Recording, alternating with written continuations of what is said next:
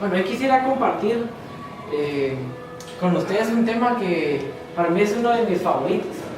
Yo no soy predicador, yo soy productor audiovisual y mercadólogo, y pues a eso me dedico. Trabajo con una fundación que se llama Hábitat para la Humanidad. Construimos vivienda en todo el país. Yo allí soy director de mercadeo. Sin embargo, Dios me ha permitido ir a diferentes lugares a compartir. No sé si a predicar o a dar una conferencia, porque en realidad siento que hago lo mismo, pero he tenido la oportunidad de hacerlo fuera de la iglesia, así que hoy voy a tener una de esas oportunidades de poder compartir con ustedes una forma de ver la vida, y una de estas pues yo le he llamado el origen de nuestra vida. Antes de arrancar, como sé que la mayoría o todos de los que estamos aquí son mentores en algún lugar, quisiera escuchar dos opiniones de qué es lo que es ser un mentor, qué significa ser un mentor en algo como muy puntual. Para ustedes, ¿qué ha significado ser un mentor? Una de las frases que me impactó y me sentí compatible, digamos, dice: el ser mentor es sacrificar la vida de uno mismo por los demás. Es una frase que nos pusieron en una canasta pidiendo campeones en acción, y en una oportunidad en casa me regañaron, ¿verdad? Sí, que solo los niños, que aquí también. Y me senté en mi cama triste y vi esa frase: un mentor es el que sacrifica su propia vida por los demás. Entonces esa es una frase muy buena. Qué bonito. Jesús dijo: no hay mayor amor que aquel que da la vida por sus amigos. Una versión más moderna. ¿Alguna otra? ¿Sí?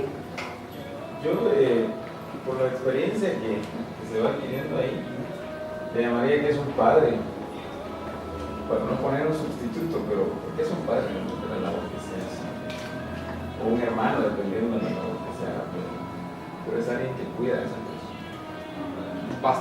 Bastante bonito. Y quisiera que arrancáramos pensando que un mentor tiene esa responsabilidad de que lo que enseña, para bien o para mal, esa persona que está detrás de uno lo va a replicar de una manera buena o de una manera mala. Y hoy quisiera mostrar a través de un ejemplo cómo es que, de dónde es que viene todo lo que somos nosotros. Hay un capítulo, un versículo en la Biblia que escribió el sabio Salomón.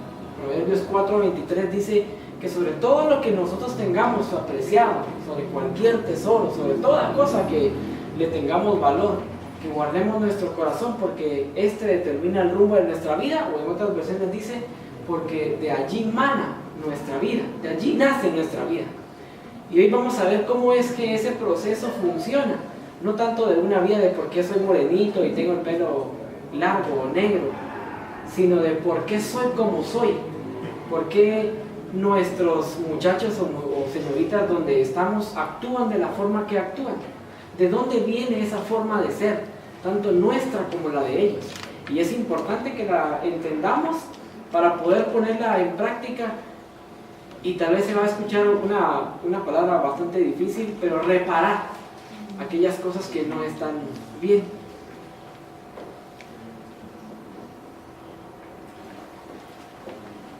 ¿Alguien puede decirme lo que ve? ¿Un televisor? Ya casi no vemos unos televisores. Ya no son tan comunes, pero muchos de nosotros, creo, para no sentirme tan anciano, creo que algunos de nosotros lo utilizamos, ¿verdad? Algunos de nosotros, imagínense, todavía teníamos que pararnos para cambiar. Bueno, yo trabajé hace ya tal vez unos 6 años, trabajé para una empresa que se llama Distexa. En ese lugar yo entré como practicante, siendo técnico, para reparar televisores, para reparar radios. Nosotros nos encargábamos de dar el servicio técnico, reparación y mantenimiento de los aparatos que las tiendas vendían. Y una de mis especialidades adentro fue estos televisores. Yo hice una certificación con la marca Sony para poder reparar esos televisores que ya no se ven, la verdad. Pero en ese tiempo pues era muy común que llevaran televisores de 4, 5, 6 años de uso al centro de servicio y decir, vaya lo que no está funcionando bien. Y en una oportunidad me tocó que recibir a mí un televisor. Yo estaba adentro del centro de servicio y no tenía contacto o no hablaba con los clientes. No podía escuchar el defecto de primera mano, sino solamente una orden de servicio. Pero ese día tuve la oportunidad de recibir un televisor de una señora. Llevó el televisor, 29 pulgadas, marca Sony, era un Trinitron Vega, que era como el modelo de lujo. Y me dice, tengo un problema con el televisor. No sintoniza el canal de mis novelas. No sé qué le pasó, pero yo estoy cambiando, paso del 12, paso del 13, cuando llego al 14 se brinca. Y no está el 14. Y le doy el 14, 1, 4, enter, y no lo muestra, pasa a otro. No está, no sé qué le pasó. Yo dentro de mí dije, bueno, yo sé lo que puede tener el televisor, pero quería escuchar, porque nunca había escuchado de primera mano cómo un cliente entendía el defecto de alguno de sus aparatos. Y me dice, mire, yo lo que siento es como que se le olvidó. Sí lo hizo durante 5 años, pero se le olvidó que puede sintonizar el canal 15. Entonces lo traigo para ver si ustedes pueden repararlo. Y yo me reí mucho, así como ustedes. Y le dije, bueno, si se le olvidó, se lo vamos a recordar. Ingresamos el televisor, yo ya sabía lo que tenía que hacer. Yo ingresé el televisor.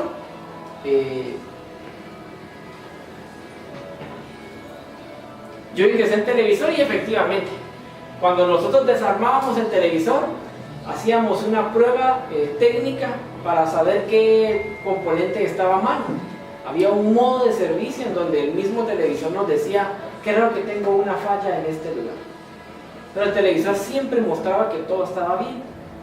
Por lo que uno aprendía con el fabricante, nos decía que posiblemente el televisor en realidad había olvidado funciones. Y la forma en la que lo había olvidado es porque todos los televisores y todos los aparatos electrónicos hasta el día de hoy tienen un chip muy chiquitito, que es el que recuerda lo importante que son todos los demás. Este chip chiquitito, nosotros en el servicio técnico lo conocemos como memoria EEPROM. Esto es del tamaño de un frijol en mis tiempos, en los años 2006.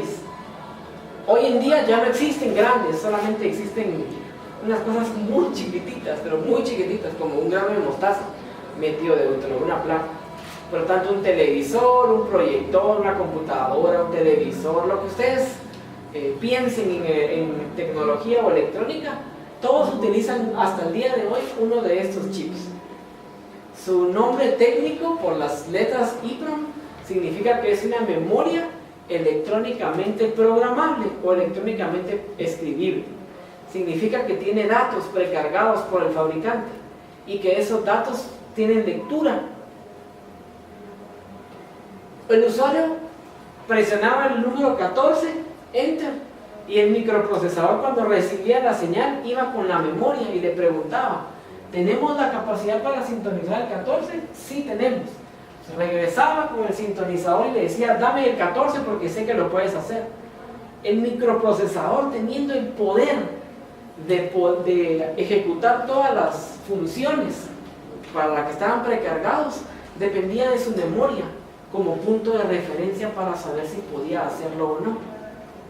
Y si la memoria por algún motivo se había dañado o había olvidado esa parte, cuando el microprocesador llegaba a decir, podemos el 14, y la memoria decía, no lo sé. Y entonces regresaba y le decía al usuario, no sabemos qué hacer. Y tal vez uno decía, pero es que puedes hacerlo. Yo me recuerdo que sintonizabas el 14. Sí, pero ya no sé.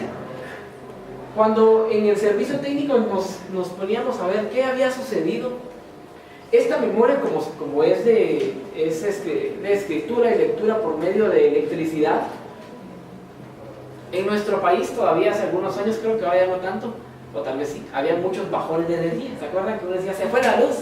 ¿Verdad? Cada vez era bien común. Y en ese momento, cuando se iba la luz, si la memoria estaba siendo leída o estaba siendo escrita, si no terminaba una frase o una línea completa de escritura, se borraba toda esa gran área. Entonces, si estaba preguntando, si en ese momento el usuario colocó 14 y el microprocesador se acercó a la memoria a preguntarle, ¿podemos sintonizar el 14? Y se cortó la luz ahí. Para cuando el microprocesador regresara, la memoria había borrado todo ese pedazo. Y entonces entendíamos que un bajón de energía, e incluso el fabricante nos decía que en países en Latinoamérica y especialmente en Centroamérica, se recomendaba siempre vender un televisor con un aparatito supresor de picos, con una batería, para evitar que se dañaran, porque teníamos muy mala estabilidad de la energía eléctrica. Entonces, cada vez que se bajaba la luz, se venía, si estaba siendo escrita la memoria o estaba recibiendo lectura electrónica, si se iba la energía, esa gran parte de la memoria se borraba. Y el televisor todo funcionaba, el sintonizador estaba bien, el proyector de imágenes, el microprocesador, pero nadie podía decir por qué no funcionaba. Y en sí era esa pieza tan chiquitita dentro de una placa, tal vez de unos 30 por 40 centímetros, ese poquito hacía que todo lo demás dejara de funcionar, porque en realidad se le había olvidado. Algo que yo entendí un par de años después con la ayuda de Dios, fue que nosotros tenemos una memoria adentro de nosotros. Por eso Salomón dice en Proverbios 4:23, sobre todo lo que tú guardes, sobre todo aquello que tengas posesión, que tengas aprecio, guarda tu corazón, porque allí está el origen de lo que tú eres. No tanto el por qué soy morenito, sino el por qué actúo como actúo. Yo logré entender a través del ejemplo y la explicación de esta señora, que muchas veces cuando nosotros decimos a nosotros mismos, o escuchamos que alguien dice, mira, quiero invitarte a que tú seas quien ore en esta mañana en el grupo, o que tú soy el capitán del equipo, y cuando la respuesta es muy natural en decir, no, yo no puedo, yo comencé a interpretar eso como cuando el televisor decía, no puedo, pero mira, tienes la capacidad, hablas igual que yo, puedes moverte igual que yo, golpeas una pelota igual que los demás, ¿por qué no puedes ser capitán? Y tal vez cuando íbamos a la memoria de ese muchacho, a escudriñar su corazón, quizás se perdió un dato. Y ese dato que a él le daba la posibilidad de ser un líder, de ser un capitán, de poder dirigirse ante gente, ya no estaba en su corazón. Entonces cuando llegaba el aviso de, hoy puede ser el líder de este equipo, llegaba a su corazón a pedir referencia, y cuando regresaba decía, no, yo no puedo. ¿Pero por qué no puedes hacerlo? No sé, pero yo no me atrevo a hacer esto. Yo no soy bueno para hablar, yo no soy bueno para esto, yo no soy un buen líder, yo no puedo hacer esto. Y lo que yo comencé a entender con este ejemplo es que quizá había un dato en su memoria que se borró, porque así como durante la vida útil del televisor, durante nuestros días de vida, en el televisor cuando se bajaba y regresaba la luz de una manera brusca, tal vez cuando nosotros en nuestra niñez, en nuestra adolescencia o en nuestra vida al día de ayer recibimos un maltrato, tal vez recibimos agresión, tal vez recibimos burla, y en ese momento que se estaba escribiendo algo importante en nuestro corazón, porque era la primera vez que hablábamos, porque era la primera vez que nos dirigíamos ante alguien, porque era la primera vez que éramos líderes, capitanes, ese primer día que nuestro corazón estaba escribiendo una parte importante de nuestro ser, alguien nos hizo algo que nos dolió, y en ese momento el corazón borró y dijo, no, jamás lo voy a volver a hacer.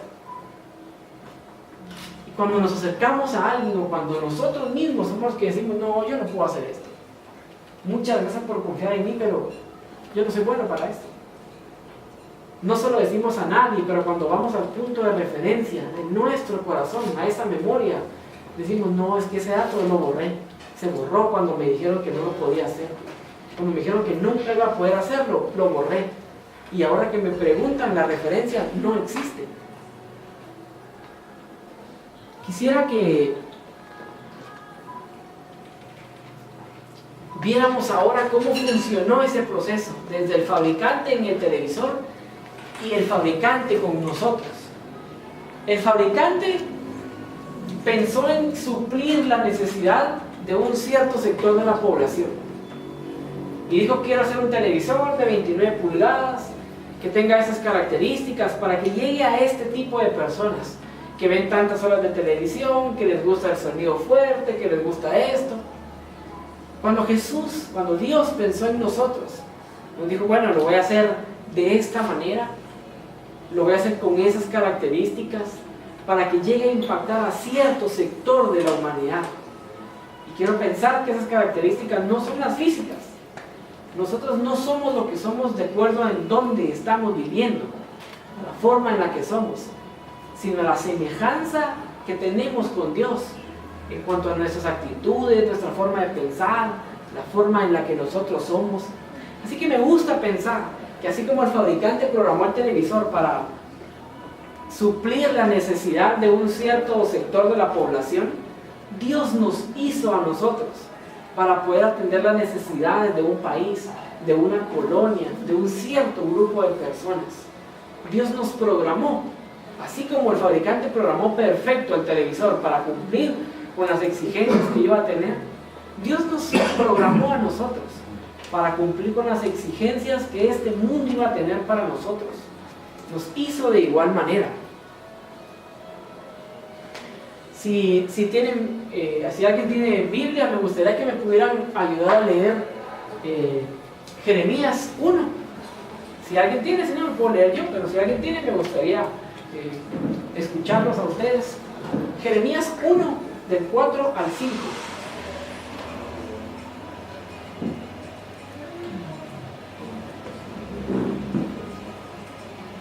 Si alguien lo tiene, me avisa.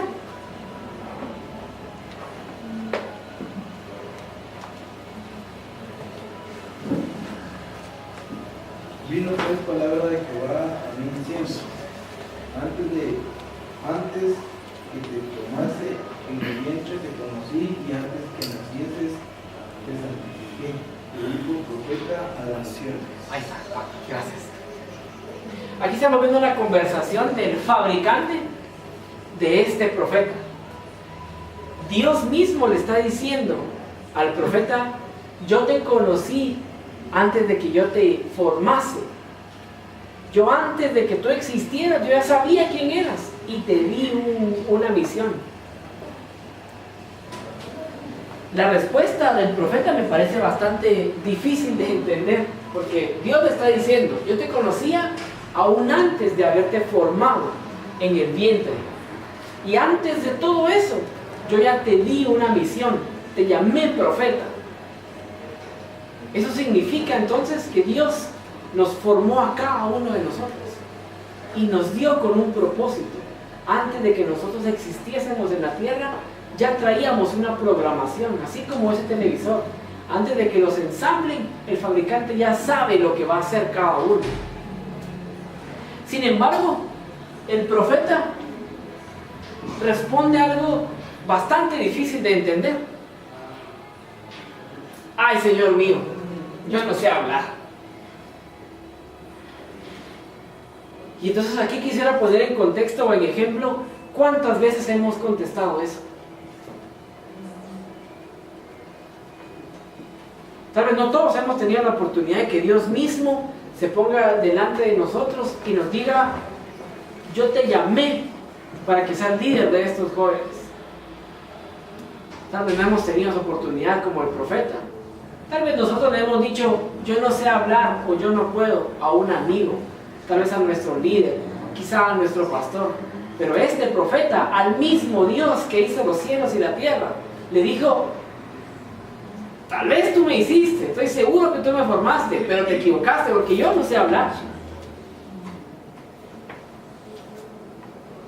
Y estoy seguro que lo que sucedió en el corazón de este profeta fue que en ese momento había perdido un dato en su corazón. El mismo Dios que lo hizo le está diciendo: yo te formé, yo te hice así, tú eres mi profeta. Y el profeta le dice: quizás te equivocaste, pero yo no sé hablar.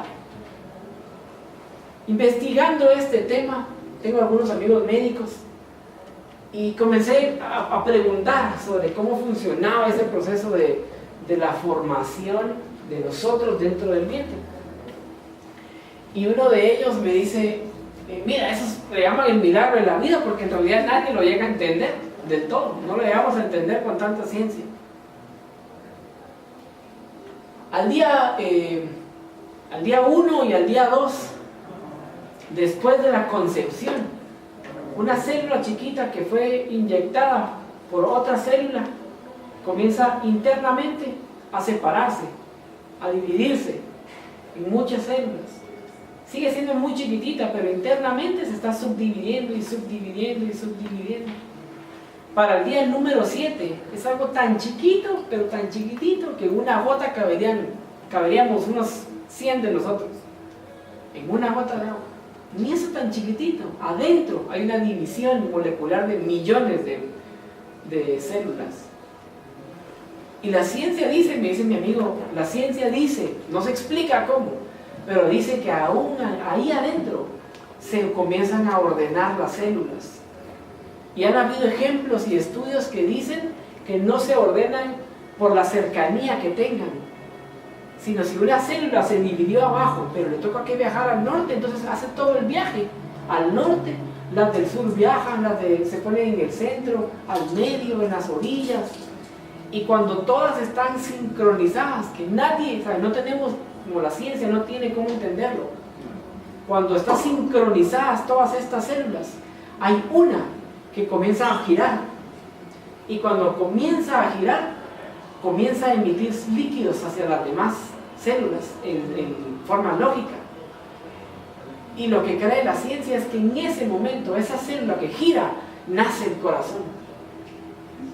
Hay un orden que la ciencia no entiende, y a mí, no tengo cómo demostrárselos, pero a mí me gusta pensar que cuando Dios le dice al profeta, yo te formé, y que el vientre de tu mamá, es eso que sucede, que Él mismo ha de bajar y ha de ordenar esa secuencia para decir, tú vas a hacer de esta manera, hijo, tú vas a tener esto, yo te voy a dar a ti esto, tú vas a ser mi profeta, te voy a dar lo que necesitas para hablar, te voy a dar lo que necesitas para enfrentarte a esto, cuando seas grande vas a tener esta prueba, pero yo ya te di esto. Y antes de que nosotros existiéramos, Dios nos forma. Y luego nosotros venimos al mundo y estamos hoy diciendo, no, yo no sé hablar, Dios. Tal vez te equivocaste, pero yo no sé hablar. Y me imagino que la plática continuó con el profeta y dijo, vení, pues te voy a explicar cómo te hice yo, Señor. Yo te hice así, yo te di esto. Y hay un ejemplo que me gustaría que fuéramos juntos a la Biblia para verlo un poco más. Y es sobre el primer rey que hubo en Israel. Este primer rey tuvo por nombre Saulo, y su historia está en el primer libro de Samuel. Quisiera que fuéramos juntos a verlo.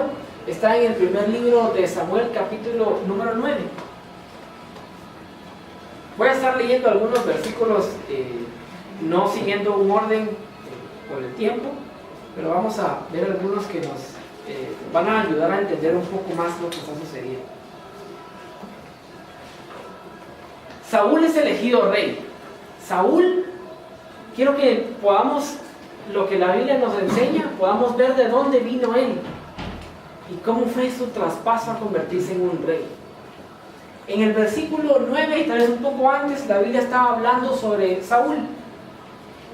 Capítulo número 9 del primer libro del profeta Samuel dice: había un varón de Benjamín, un hombre valeroso, el cual se llamaba Cis, hijo de Abiel, hijo de Seror, hijo de Becorat, hijo de Afián, hijo de un benjamita. Y tenía él un hijo que se llamaba Saúl, joven y hermoso entre los hijos de Israel. No había otro más hermoso que él. De hombros para arriba sobrepasaba a cualquiera del pueblo. Están diciendo que ese tipo era guapo, que ese tipo era alto y que no había ninguno otro de los hijos de Israel comparable a él. Imagínense lo que está diciendo. Esto lo está diciendo el escritor, pero cuando hablaban sobre esta persona, se referían así de él. Yo no sé si hoy no estuviese yo aquí y ustedes estuvieran hablando de mí, no sé si dirían eso. O si hoy no estuviese alguno de ustedes, no sé si todos diríamos lo mismo. Diríamos, tal vez no hay ninguno tan alto como Marvin, porque de los hombros para arriba ninguno le llega. Podríamos decir, ¿verdad? Pero de esta persona en el pueblo se hablaba de esta manera. No había ningún otro como él. Y vamos a ir leyendo un poco vamos a ir tratando de resumir un poco esta historia. Y lo primero que vamos a ver es que no había otro personaje, otra persona así como de encantadora. Me imagino que habían otras formas de llamarlo, pero la Biblia se enfoca en esto. Dice que no había otro como él en Israel. Y la historia cuenta que él pierde unos animales de su padre y toma un ciervo y dice, bueno, vamos a ir a buscar estos animales porque son importantes para mi padre. Versículo 6 cuenta que ellos están buscando y su siervo le dice, he aquí ahora hay en esta ciudad un varón de Dios, que es hombre insigne, todo lo que él dice acontece sin falta. Vamos pues allá, quizá nos dará algún indicio acerca del objeto por el cual emprendimos nuestro camino. Ellos salen de su casa a buscar a estas burras que se habían perdido. Y uno de sus siervos le dice, cuando Saúl está un poco desesperado, le dice, mira, pero en esa ciudad hay un vidente. La Biblia dice que en ese tiempo se le conocía como vidente a aquellas personas servidores de Dios, que todo lo que decían se cumplía. Y le dice, vamos a buscar al vidente, porque tal vez él nos puede decir en dónde están estos animales. Preparan algo que tienen como ofrenda y se acercan al vidente. Versículo número 15. En ese tiempo Dios se acerca al profeta Samuel y le dice, mira, ¿recuerdas que el pueblo pidió rey? Yo he escuchado el clamor de mi pueblo, porque los filisteos no dejan de oprimirlos, y voy a darles un rey. Este rey los va a librar. Este rey les va a dar la oportunidad de liberarse de esta opresión. Y le dice, hoy en la tarde vas a conocerlo. Versículo número 15. Y un día antes que Saúl viniese a Jehová, Jehová había revelado al oído de Samuel diciendo, mañana a esta misma hora yo enviaré a ti a un varón de la tierra de Benjamín, el cual ungirás por príncipe sobre mi pueblo Israel. Y él salvará a mi pueblo de mano de los filisteos, porque yo he mirado a mi pueblo, por cuanto su clamor ha llegado hasta mí. Le está diciendo, ¿te acuerdas de aquel hombre que te conté? Que es alto, que es hermoso y que no hay ningún otro parecido a él en Israel. A él quiero que lo unjas como príncipe. Él va a ser el rey y él va a liberar a mi pueblo de esta esclavitud. Y luego Samuel vio a Saúl. Jehová le dijo, he aquí este es el varón del cual te hablé, este gobernaré. Acercándose pues Saúl a Samuel en medio de la puerta, le dijo, te ruego que me enseñes dónde está la casa del vidente. Saúl está con su siervo, se acercan al vidente. Ellos están esperando que les digan dónde va a estar los burros, porque están desesperados por encontrarlo. Sin embargo, Dios había hablado con el profeta y le dijo, mañana a esta hora vendrá contigo un varón, a este lo vas a ungir, porque este es el que yo he elegido. Y me imagino que le contó esta misma historia. Mira, él es alto, él es hermoso, y no hay otro como él. Por eso lo vas a reconocer, porque nadie se le parece. Versículo número 19 dice, y Samuel respondió a Saúl diciendo, yo soy el vidente, sube delante de mí al lugar alto, come hoy conmigo, y por la mañana te despacharé y te descubriré todo lo que está en tu corazón. El profeta le dice, tú has venido por algo, y mañana voy a leer lo que está en tu corazón. Mañana te voy a decir lo que Dios puso en tu memoria, en tu corazón, para que recuerdes quién en realidad eres tú.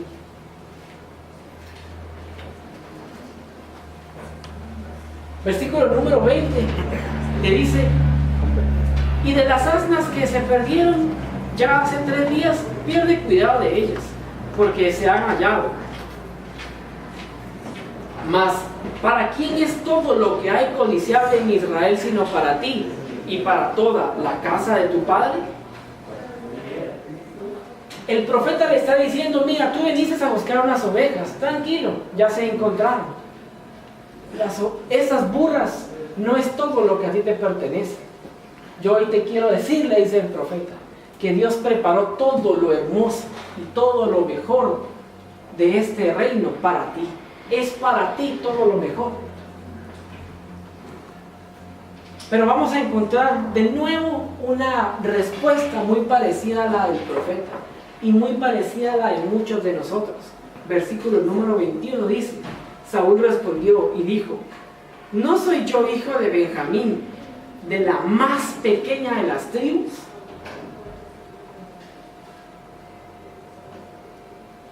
¿Por qué pues has dicho tal cosa?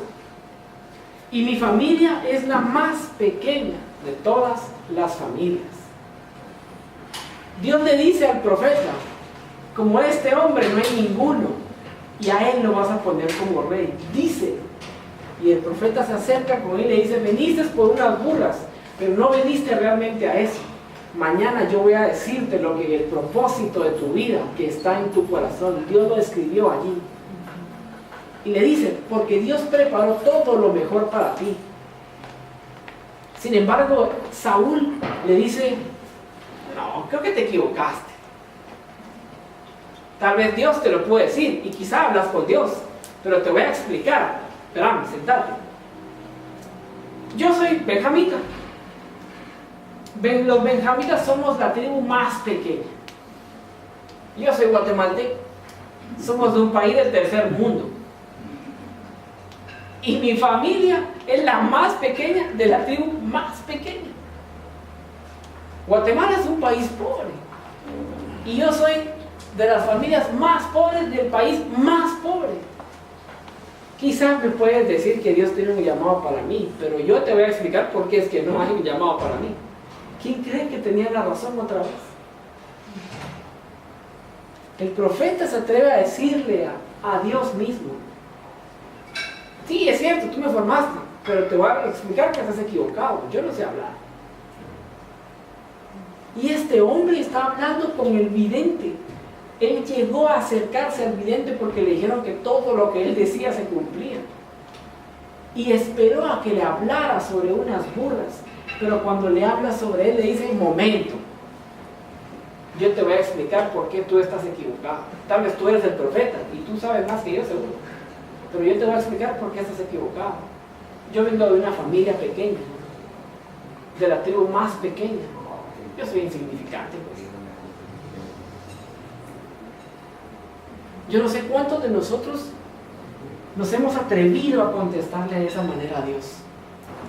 Y yo no quisiera verlo como un pecado, o verlo como: uy, nos atrevimos a hablarle así a Dios.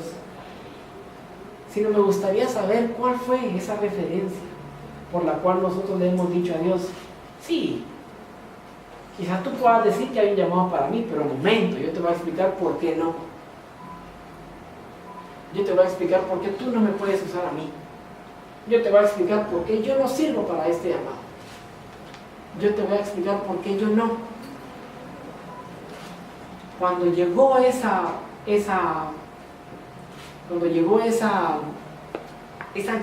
llamado, ese ministerio, esa invitación de parte de Dios, así como la señora marcaba el 14, cuando Dios marcó el 7, el 14, cuando Dios marcó el 2016 y dijo: ahora es tu año. Y llegó, nuestro cerebro recibió la invitación y se acercó a nuestro corazón y nos dijo: ¿será que podemos ser líderes de jóvenes? ¿Será que yo puedo estar en un área de conflicto y aún así enseñar la palabra de Dios? Y cuando fuimos a la referencia a nuestro corazón y regresamos, ahí quisiera que pensáramos en eso hoy. ¿Cuál fue esa respuesta que dimos? ¿Qué fue lo primero que llegó a nuestro corazón? ¿Cuál fue la respuesta que le dimos a Dios? Dios pudo haber utilizado a cualquiera de nosotros para decirnos: tienes la responsabilidad de este ministerio, tú puedes hacer la diferencia en este lugar. Y cuando recibimos ese llamado, nuestra referencia, ¿qué fue lo que respondió? ¿Qué fue eso primero que dijimos? Y si así como en mi caso, lo primero que le dije a Dios: no, yo tal vez no. Hoy quisiera que viéramos rápidamente cuál es el momento clave. En el taller de servicio, lo que nosotros hacíamos, extraíamos la memoria, la sacábamos físicamente, en ese tiempo todavía se podía, la extraíamos físicamente, la metíamos a un convertidor con la computadora, y la computadora tenía todos los datos, eran un montón de números, pero los tenía completos. Y cuando lo comparábamos con la memoria, veíamos que habían diferencias. Y decíamos: por eso es que el televisor se le olvidó que podía sintonizar. Cuando el profeta se acerca a Saúl y le dice: yo voy a ver lo que está en tu corazón, él tenía la referencia original de Dios. Y cuando los comparó, dijo: Dios lo ve a él como aquel que no hay otro igual. Pero cuando le pregunté a él, me dijo: yo soy el más insignificante de este pueblo. La diferencia era abismal, era de un extremo a otro. Dios le había dicho: no hay otro como él es único en todo el pueblo. Y la respuesta, según la referencia de Saúl, fue: pero yo soy insignificante. Algo había malo ahí, ¿verdad? Yo no sé si alguna vez tú has sabido o te has visto como Dios te ve. Si alguna vez te has acercado al corazón de Dios tanto como para preguntarle: ¿cómo me ves tú? Yo no sé si alguna vez hemos tenido esa oportunidad como el profeta, de acercarnos al profeta y decir: ¿cómo es que realmente Dios me ve? Quisiera pedirle que cerremos nuestros ojos antes de irnos al receso.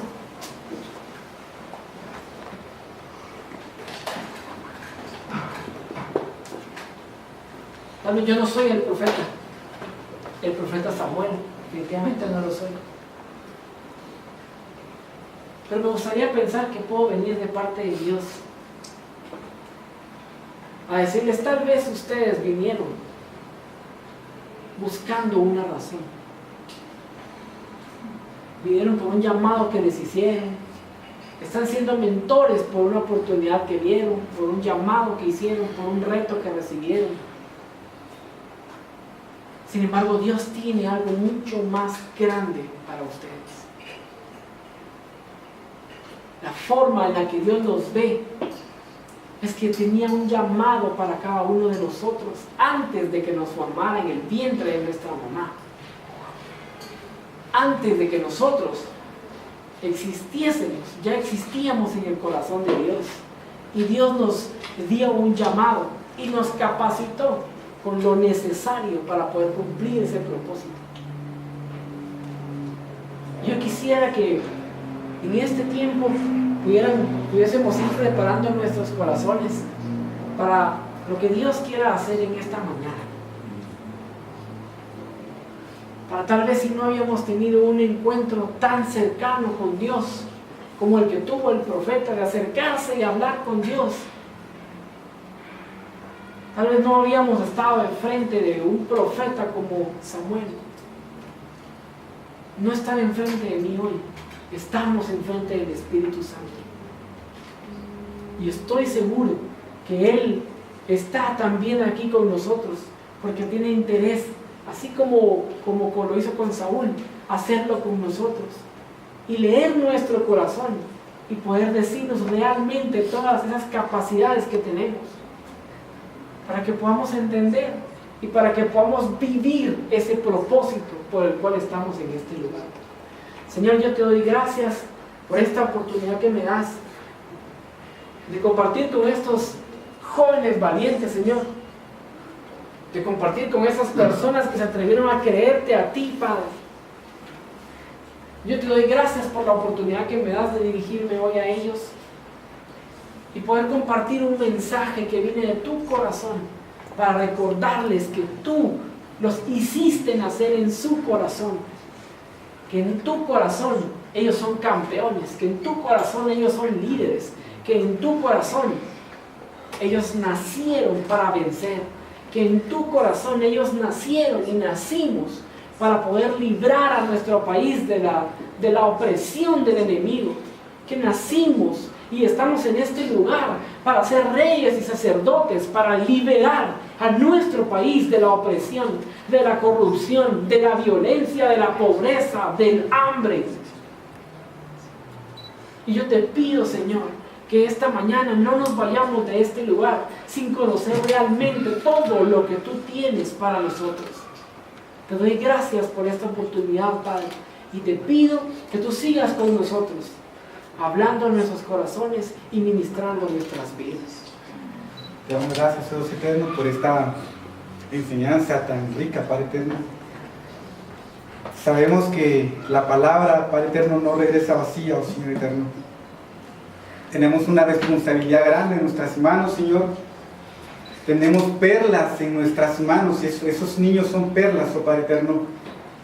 Te pido que nos sigas enseñando en el transcurso de esta escuela, Padre eterno, y te damos gracias por esta parte, Padre eterno, en el nombre poderoso de Cristo Jesús. Amén. Jóvenes, les tenemos preparado ahí un cafecito y un panito con jamón, así que pueden pasar a la parte de afuera. Bueno, me gustaría en esta oportunidad cambiar el papel ahora, de nosotros como las personas que respondían a ese llamado de Dios y pudiésemos haber dicho yo no puedo, yo no lo tengo, yo no lo hice, y ahora cambiarnos el papel y pensar en las personas que vienen detrás de nosotros, que en su mayoría son ¿qué edades tienen? Más o menos de 15, 13 para abajo. 11 y 14, 15. Yo no sé ustedes, pero yo me recuerdo que de 11 a 13 años fue mi época más difícil, porque es una época en la que nos llaman adolescentes porque adolecemos de identidad, pero es una época muy importante, o una época bastante adecuada para nosotros poder sembrar en el corazón de estos niños. La historia es del rey Saúl. Esa parte termina cuando el profeta le dice, mira, cuando tú te vayas ahora, después de que le dice, tú vas a ser rey, vas a encontrarte a esas personas, vas a encontrar esto en el camino. Hay unas personas que te van a ofrecer comida, recíbele la comida. Y luego vas a encontrarte con unos profetas. Cuando llegues con los profetas, acércate con ellos, ellos saben que tú vas para allá. Y le dice algo bien importante. Cuando tú te acerques con los profetas, el Espíritu de Dios vendrá sobre ti. Y cuando el Espíritu de Dios venga sobre ti, te va a dar un nuevo corazón. Ese es el punto importante en la vida de Saúl.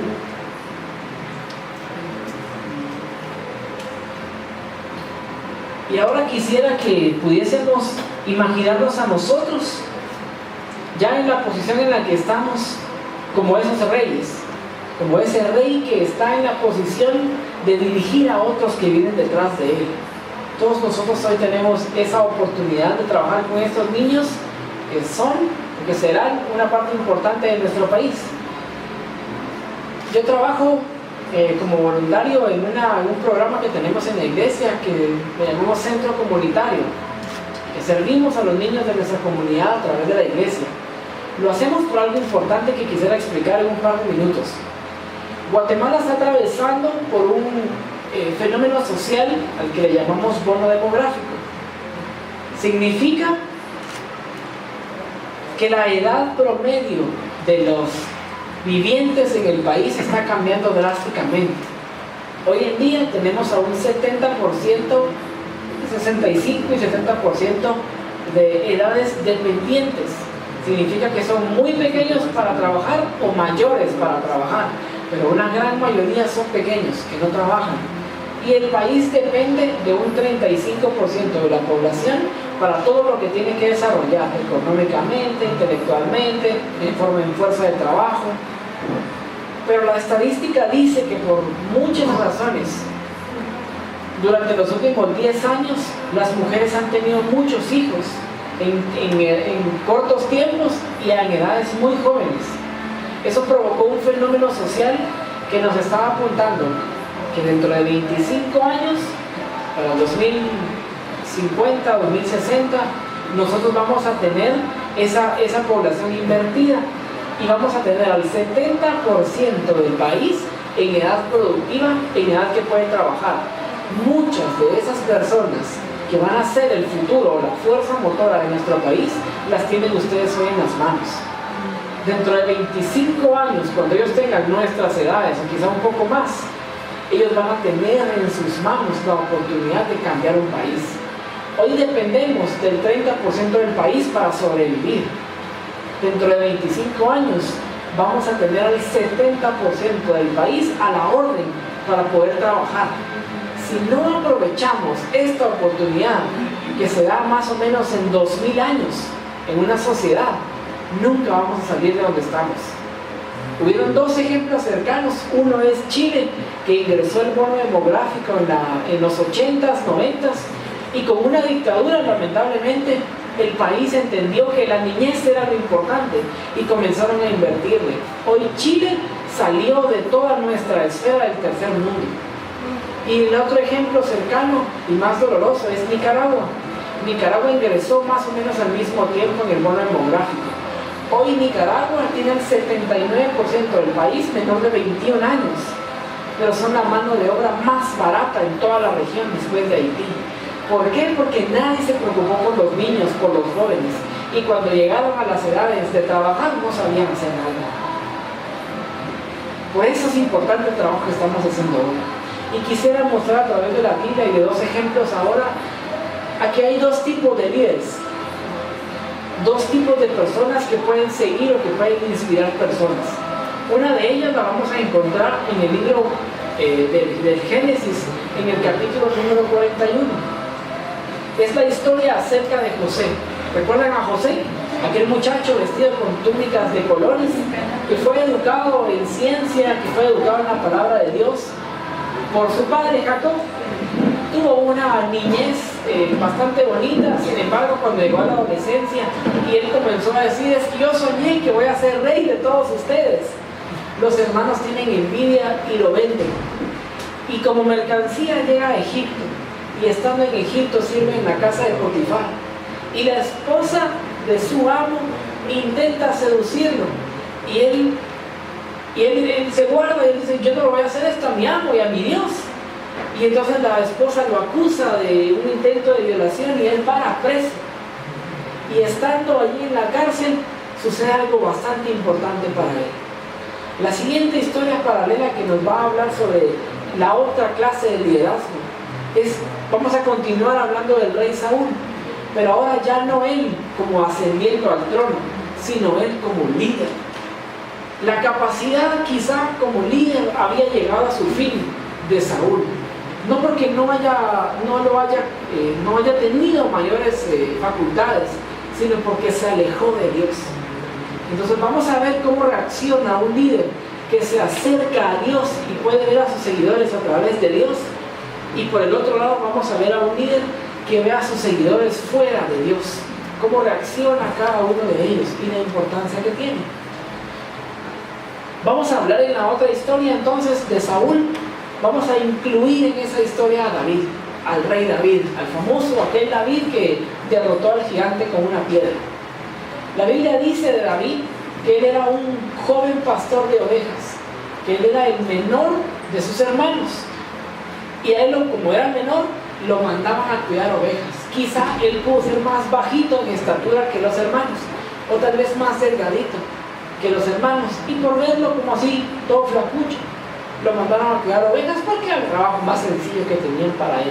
Eso querían los hermanos. Pero la Biblia dice que él, estando allí en las ovejas, cuidando las ovejas del papá, llegaban leones y querían agarrar a las ovejas, y él salía corriendo, y dice que él se las quitaba de la boca. También dice que algún oso se acercó con él y se intentó robar una oveja.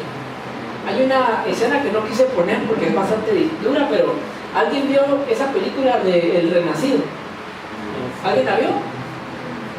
Bueno, en esa película donde Leonardo DiCaprio ganó su primer Oscar al fin, hay una escena en donde él pelea con un oso, ¿verdad? Tal vez la pueden buscar ahí en YouTube o algo, pero es un oso que mide 2 metros y él intenta pelear contra el oso. Tiene una pistola, pero el humano puede hacer lo que sea y no le hace nada al oso. El oso le deja caer la mano y le arranca un pedazo de piel, le quiebra las costillas, le dobla las piernas, lo hace pedazos en un par de segundos. Cuando estaba viendo esa película yo me recordé de David y dije, o sea, David actuó mejor que este tipo y no le dieron un Oscar. Porque en la vida real derrotó al oso sin tener pistola.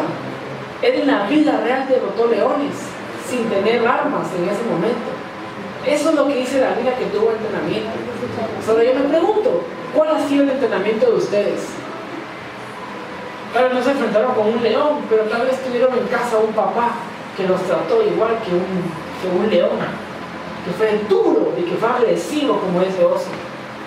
Tal vez en nuestras iglesias hemos tenido líderes, pastores o amigos que han sido duros y que han querido robarnos nuestra identidad, nuestra alegría, como leones, como osos. En el otro caso, en el otro ejemplo de José, allá en Egipto, él estando preso, imagínense. La Biblia dice que él era muy bueno y cayó preso por honrado.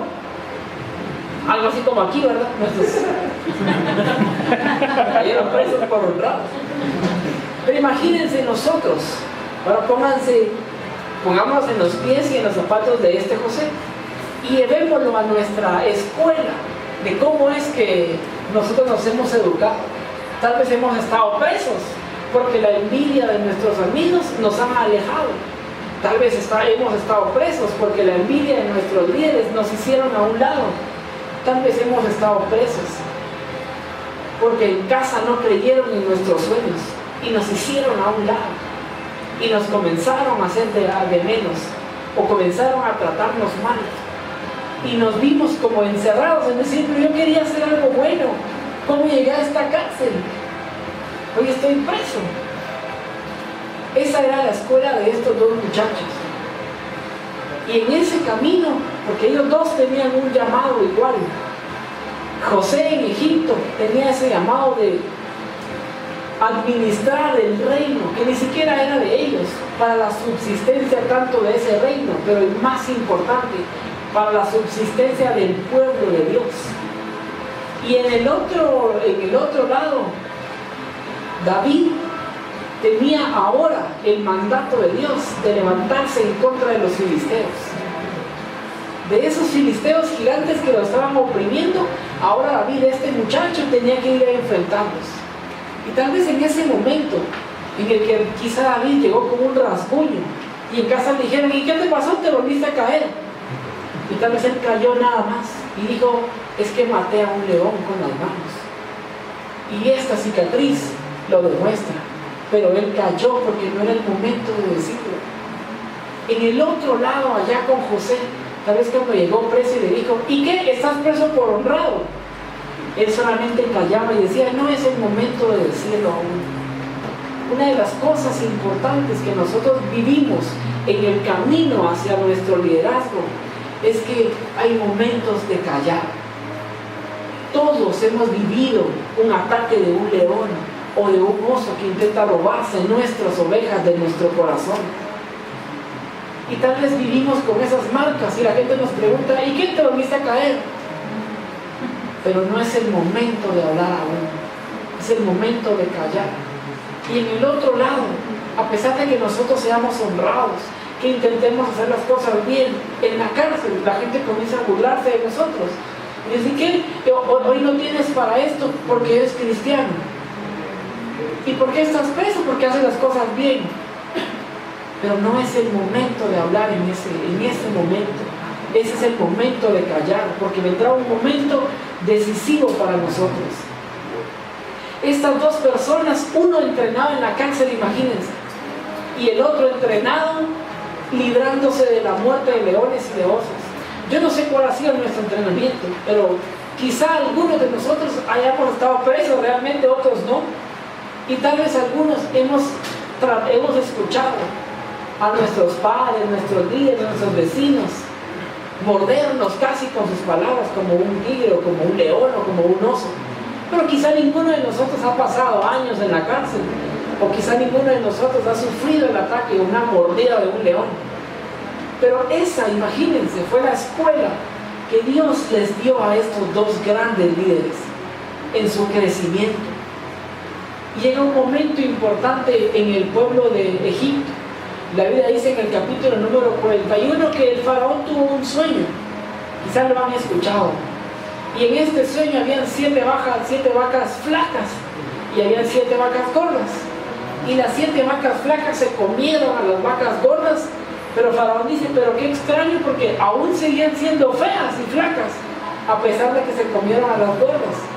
Y luego había unas espigas bonitas y unas feas. Y las feas se comieron a las bonitas. Y entonces me desperté y me turba mi corazón. Y él llama a su mejor gente. Y le dice, miren, tengo este sueño. Alguien que me pueda decir. Y su gente le dice, señores, que no hay nadie aquí, no hay nadie que pueda descifrar el sueño de Faraón. Pero en ese momento llega alguien dice, uno de los que estuvo en la cárcel con él y que aparte lo traicionó a José. Dice, yo me recuerdo cuando estaba preso, habíamos 2 presos más con él. Estaba el copero, estaba el panadero y yo era el copero. Mi señor se enojó contra nosotros 2 y nos mandó a la cárcel. Y estando en la cárcel tuvimos 2 sueños. Y los 2 sueños que él interpretó se cumplieron. Al pobre panadero le colgaron. Y yo estoy aquí de vuelta como él me dijo. Quizá él pueda. Y en ese momento, como de la Biblia dice en Romanos 8:28, todo obró para bien para él. Porque él en ese momento comenzó a decir, valió la pena esto, valió la pena el otro. Y quizás si no hubiera estado preso, no hubiese aprendido a administrar. La Biblia dice que él se convirtió en el administrador de la cárcel. Él era el jefe de los presos. Dios lo llevó a la cárcel a aprender administración de empresas para luego llevarlo de un día a otro a administrar todo un reino y salvar a millones de personas de la muerte. Así que hoy quiero decirte de parte de Dios que no tengas en poco la universidad o la escuela que Dios ha dado para ti, para que seas líder. Porque José pasó de administrar presos, de administrar lo que nadie quería de la sociedad, a esa gente que estaba presa porque nadie la quería. Él pasó de administrarlos a ellos a administrar un reino completo.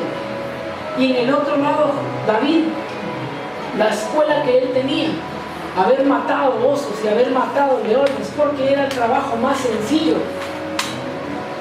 Dice la Biblia en el libro de Samuel, que había un paladín que se paraba enfrente de Israel y le decía, ¿será que existe alguien que se quiera enfrentar contra mí? Y Saúl, después de haber desobedecido a Dios, comenzó a tener miedo y decía, ¿qué vamos a hacer? Pero le dan aviso de que hay un muchacho que quiere enfrentarlo. Y este muchacho se acerca con Saúl. Y en esta misma idea paralela quisiera que recordáramos que a José lo nombran y dice la Biblia que le cortaron el pelo. Imagínense, estaba en la cárcel, estaba sucio, su ropa era vieja, tal vez olía mal. Y la Biblia dice, y si lo escribieron dentro de la historia, esa era porque era importante para la historia. Dice que le cortan el pelo, que lo bañan, lo perfuman, le ponen ropa adecuada para ir a ver un rey. Y lo ponen delante de él. Y le dice el faraón, tengo un sueño, he tenido un sueño que me turba, tú puedes decirme qué significa. Y la respuesta de él es, yo no, pero Dios sí le va a dar la respuesta a usted. Y en la otra historia paralela, dice que David llega delante del rey que está temeroso. Recuerden que a él lo nombraron rey para librar al pueblo de los filisteos, pero perdió esa línea. y ahora necesita de alguien más, y se acerca a este muchacho que acababa de vencer a un león y le dice: yo lo voy a hacer, yo lo voy a hacer, yo voy a matar a este grandote. Y regresando a la historia de José, José le dice: el sueño de Faraón uno es: habrán 7 años buenos y luego vendrán 7 años malos. En los 7 años buenos, búsquese a alguien que guarde la 1/5 parte de todo lo que se coseche, que lo guarden bien. Y como vendrá mucha abundancia, tendremos lo necesario para 7 años más. Y no solamente su familia y usted, sino toda su generación va a sobrevivir si usted hace lo que yo le estoy diciendo de parte de Dios. En el otro ejemplo que me gustaría leerlo, fueron oídas las palabras de David, que David había dicho, y le refirieron delante de Saúl, y él lo hizo venir. Y dijo David a Saúl: no se desmaye el corazón de mi rey. Le dijo: el corazón de ninguno a causa de él. Tu siervo irá y peleará contra este filisteo, y yo lo voy a matar. En el ejemplo de José, en el sueño, le dice: no se preocupe, Dios le va a dar la solución para que su raza no sea exterminada de la tierra. Y en el otro ejemplo, David el chiquito le dice al rey: no se preocupe, que no se turbe su corazón, porque yo voy a ir y lo voy a matar. La respuesta del faraón, que era un faraón pagano, que no creía en Dios. Vamos a regresar a Génesis 41, y ahí me gustaría poder comparar lo importante que es para nosotros ser ese líder adecuado para nuestra gente. El faraón le dice, capítulo 41 y versículo número 39: el asunto pareció bien a Faraón y a sus siervos, y dijo Faraón a sus siervos: ¿acaso hallaremos otro hombre como este en toda la tierra, en el cual el Espíritu de Dios esté con él? El faraón no creía en Dios. Él tenía sus dioses, pero sus dioses ninguno los salvó. Y llegó un muchacho, un preso. Si estaba preso era porque seguro no estaba haciendo las cosas bien, pero reconoció y vio a Dios. En ese momento lo que estoy seguro que sucedió es que él se acercó a Dios y le dice: muchacho, no hay ninguno como otro. Le dice a su gente: ¿acaso hay otro mejor que este muchacho? Es cierto, estaba preso, estaba sucio y estaba con su ropa vieja, pero no hay otro mejor que él. Y entonces dice que el faraón se quita el anillo y lo pone en la mano de José y lo muestra frente al pueblo y le dice: tú vas a tener poder sobre todo lo que mires. Todos te van a tener que rendir tributo a ti. Solo yo voy a estar arriba de ti. Yo me imagino que el faraón vino y dijo: miren el equipo de trabajo que tengo a los mejores. ¿Por qué creen que tengo a los mejores? Porque yo soy el mejor. Porque yo soy el mejor, me conseguí a los mejores. Y vamos a sobrevivir de esta sequía. Porque él había visto a Dios en el corazón de este muchacho. Ahora vamos a ver la historia paralela de Saúl. Capítulo número 17 y versículo número 33. Recuerden que David, el pastorcito de ovejas, ese flacucho que tenía rasguños porque se caía mientras cuidaba las ovejas, se pone delante del rey y le dice: no se preocupe mi rey, yo lo voy a ir a matar. Y miren la respuesta ahora de aquel que fue ungido por el Señor, de aquel que sí conocía al Dios viviente. Le dice: y Saúl dijo a David: no podrás ir tú contra aquel para pelear, tú eres un muchacho. ¿De quién creen que se esperaba la mejor respuesta? ¿De Faraón o de Saúl, que conocía a Dios? Pero fue lo contrario, porque uno se estaba alejando de Dios y el otro se estaba acercando a Dios. Y le dicen: tú no vas a poder ir, patojo, hombre. Ahora yo quisiera que por un momento pensaran en aquellos jóvenes que ustedes tienen en las manos. Primero, ¿cuántas veces les han contestado: yo no puedo? Y que entonces se recordaran de esa memoria que tienen esos muchachos de 9, 10, 11, 12, 13 años. ¿Por qué es que no pueden hacer algo? ¿Por qué es que no quieren hacer algo? ¿Por qué es que actúan de maneras complicadas o diferentes? Porque ustedes pueden funcionar como ese profeta que vimos al inicio, que se pueda acercar con este muchacho de 11 años y decirle, quizá veniste porque te gusta el fútbol, pero yo voy a decirte lo que Dios puso en tu corazón, voy a decirte quién en realidad eres. La diferencia entre un líder que se acerca a Dios y dice, no hay otro como Él, porque he visto a Dios a través de Él. Nadie más lo vio porque lo metieron preso. Sus hermanos que compartían la misma fe en Dios lo vendieron. Y tal vez en nosotros, en nuestros equipos, con nuestros muchachos, vamos a encontrar a jóvenes, a señoritas que fueron vendidos por sus papás, que fueron negados por sus hermanos, que nadie vio nada en ellos y están presos.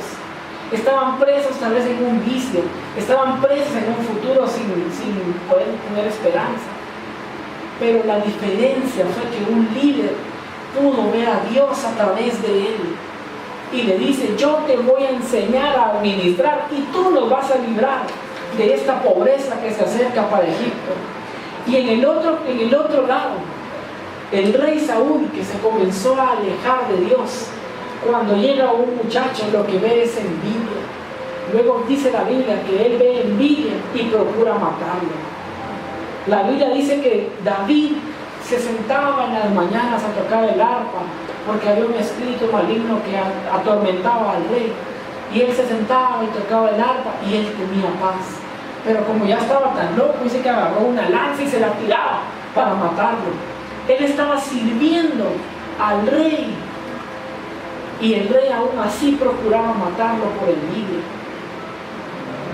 Lo que quiero enfatizar hoy para cerrar es: nosotros tenemos esa misma calidad de joyas en nuestras manos, ahí en ese barrio donde están. Tenemos esa misma calidad de personas, pero porque vienen de un lugar marginal, porque venía de la cárcel. El faraón no le dijo, pero ¿y tú? ¿De dónde vienes? ¿De la cárcel? Ah, no, pues no, gracias. Mientras que el otro que sí creía en Dios le dice, ¿y tú qué haces? Yo soy pastor de ovejas. No, tú no vas a poder, pastor. La diferencia fue el líder que tuvo, porque José estaba perdido, él estaba preso. Si el faraón no tiene esa capacidad de verlo, jamás lo hubiese podido levantar. Y esa oportunidad que recibió José no solamente le dio la oportunidad a todo Egipto de sobrevivir de la pobreza y de la sequía, sino también de salvar al reino y al pueblo de Dios. Y en el otro caso, lamentablemente Saúl nunca pudo aceptar a David y el reino se fracturó. A mí me duele mucho el corazón saber que muchos de nosotros venimos de iglesias que fueron fracturadas en algún momento porque no creyeron en esos líderes. Muchas iglesias vienen de alguna fracturación porque no creyeron en ellos. Yo quiero hoy hablar a sus corazones y decirles que en sus manos está la oportunidad de levantar a estos jóvenes. Como les decía al inicio, estamos en un momento muy importante en nuestra historia como Guatemala. Estamos ante ese cambio generacional que puede hacer que el país deje de ser pobre. Yo no sé cuántos anhelan que dejemos de ser un país pobre. Yo hablé hace un mes estuve en Estados Unidos compartiendo unas conferencias y una persona se acerca conmigo y me dice, no te preocupes tanto por los pobres, porque Jesús mismo lo dijo, a los pobres siempre los van a tener. Y entonces yo me volteé y le dije, yo soy ese pobre porque vengo de ese país pobre, pero yo no quiero ser el pobre que exista siempre, que sean otros, pero yo no. Y entiendo que la única oportunidad que tenemos es voltear hacia abajo, a los más chiquitos, y preguntarse, ¿dónde hay un José? ¿Dónde hay un David? ¿Dónde está ese José que nos puede liberar de la pobreza? ¿Dónde hay un David que nos puede liberar de esa violencia? ¿Dónde están esos muchachos que no tienen miedo de enfrentarse a los gigantes? ¿Dónde están esos niños que no tienen miedo de administrar a todo un país para sacarnos de la pobreza? Yo quisiera esta mañana pedirles que cierren sus ojos y quisiera permitirles que me den la oportunidad de orar por ustedes. Estoy seguro que ahí donde están ustedes tienen jóvenes muy parecidos a José. Tal vez hasta su ropa no es digna, como la de José no era digna para ver a un rey. Tal vez ustedes tienen jóvenes que han luchado contra leones en sus casas. Tal vez tienen muchachos que vienen de pelear contra osos, contra sus hermanos. Pero el faraón sí tuvo esa capacidad de poder ver a Dios. Y esa decisión que tomó el faraón de levantar a ese pequeño que venía de la cárcel hizo que toda su raza y su descendencia sobreviviera. Hoy en nuestro país anhelamos que muchachos se levanten como José, se levanten como David, y en nuestras manos está la decisión, o está la oportunidad de poner a niños en las manos de jóvenes y ponerlos a administrar un país. Hoy en nuestras manos está la oportunidad de darles las ondas y las piedras a esos niños para que vayan a matar al enemigo que nos asedia. Señor, hoy yo te pido, Padre, que tú pongas sabiduría en nuestros corazones, que tú nos hagas ver con tus ojos, que tú nos hagas la oportunidad de escuchar como tú escuchas. No nos permitas ver la ropa sucia que traen de la cárcel. No nos permitas ver el callado que traen de pastores. Permítenos ver el corazón de cada uno de ellos. Permítenos ver hacia dónde tú los quieres llevar. Y que nosotros podamos ser instrumentos para poder ponerlos en esos lugares de administración. Que nosotros podamos ser el instrumento correcto para llevarlos al campo de batalla. Y que ellos venzan a esos enemigos que nos tienen en opresión como país. Danos la oportunidad, oh Dios, de levantar a un José que nos saque de la pobreza. Danos la oportunidad de levantar a un David que no tenga miedo de vencer a la corrupción. Danos ese privilegio de conocer a los líderes que harán que Guatemala sobreviva los siguientes años. Danos la oportunidad de ser ese líder que levantó a nuestras próximas autoridades.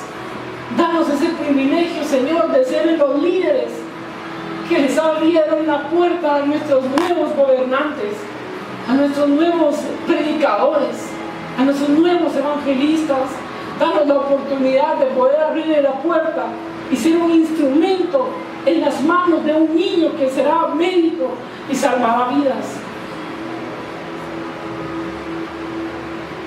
Oh Señor, danos esa visión como tú la ves.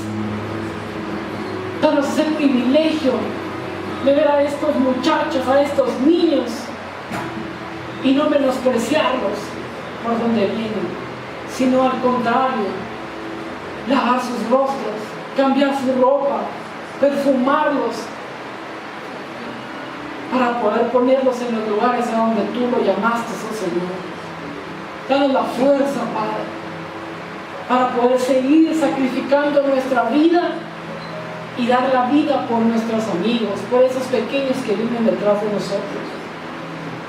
Señor, yo te doy gracias por la oportunidad que me diste esta mañana de compartir con estos hombres y mujeres valientes que se atrevieron, Señor, a ir a esos lugares a rescatar a José de la cárcel. Por estos jóvenes que se están atreviendo a levantar a David. A estas personas, Señor, que no dudaron dos veces en dejar sus casas, en dejar sus actividades, en dejar su recreación quizá, y servirte a ti, Señor. Te pido que tú, Señor, seas quien devuelva en bendición, en paz, en gozo, en prosperidad, en sanidad, en salud, todo aquello que están sembrando en tu reino, Señor.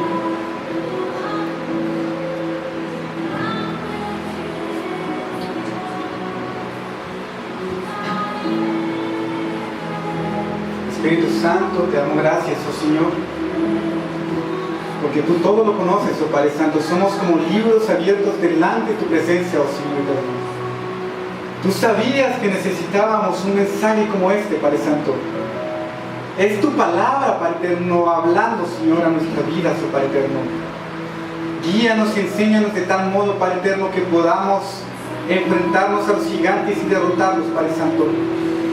Y preparar a esos pequeños, Padre Santo, como tú quieres que los preparemos, Padre eterno, porque es posible que tengamos al futuro presidente de Guatemala, Padre Santo, en nuestras manos, Padre eterno, y la responsabilidad, Padre eterno, es muy grande delante de ti, Padre Santo. Queremos ser gente temerosa de tu presencia, oh Dios. Anhelo, Padre Santo, que levantes una generación de mentores temerosa de tu presencia, Padre Santo. Una generación de mentores llena de tu Espíritu Santo.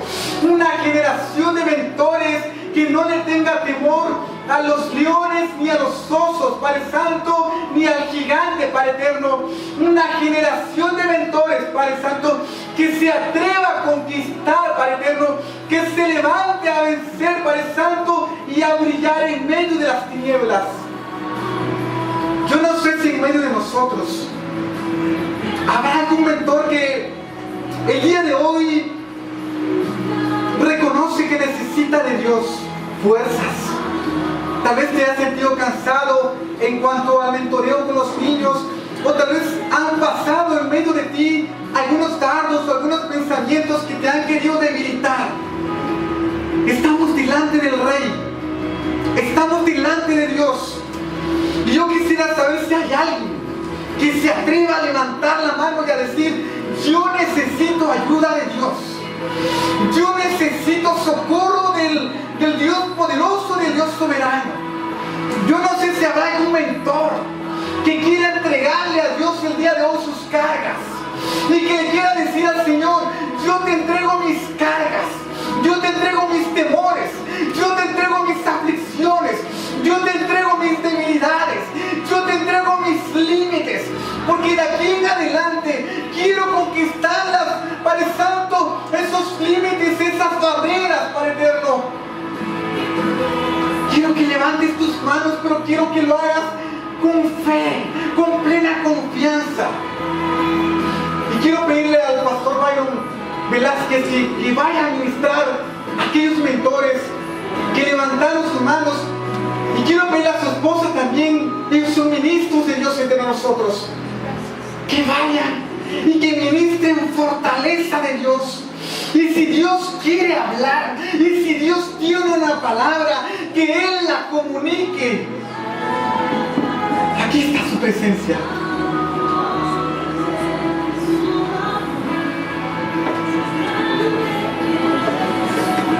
Porque hay necesidades en medio de estos líderes, oh Dios. Y por eso te pido, Padre Santo, que te lleves todo cansancio, que te lleves toda carga, que te lleves toda opresión, que te lleves todo daño de las tinieblas, oh Padre eterno, toda mentira, Padre Santo, que el enemigo mandó a sus mentes para limitarlos, Padre eterno, a conquistar estas tierras. En el nombre de Jesús, todo aquello que impide el crecimiento, Padre Santo, el desarrollo de campeones, en el nombre de Jesús, hoy lo debilitamos y lo echamos fuera. Pero estamos dispuestos a conquistar esos límites. Estamos dispuestos a conquistar y a derribar a esos gigantes, esas barreras, a esos leones, a esos osos. En el nombre de Jesús. Aquí está el Señor. Aquí está el Espíritu Santo. Y Él está ministrando. Y Él está ministrando el día de hoy. Muchos corazones. Espíritu Santo sopla sobre ellos. Espíritu Santo alumbra sobre ellos, Padre eterno. Posiblemente están esperando una decisión, una respuesta del cielo, Padre eterno. Posiblemente están esperando un milagro estos mentores, estos hijos tuyos, oh Dios. Hoy, en el nombre de Jesús, se desatan esos tú eres un Dios poderoso, el Dios de lo imposible. Pongo en tus manos a cada uno de ellos, oh Padre Santo, por nombre, desde el más grande hasta el más pequeño y desde el más pequeño hasta el más grande. Y te pido que operes milagrosamente en esos lugares donde están con los niños. Que tu Espíritu Santo descienda en medio de los devocionales y que tu luz alumbre en medio de sus hogares, oh Padre eterno. Alumbra sobre la vida de cada mentor, de cada líder. Alumbra, sana esas heridas, Padre Santo, en tu hija. Sana esas heridas que el pasado, Padre eterno, dejó en tu hija. Sana esas heridas en el nombre de Jesús.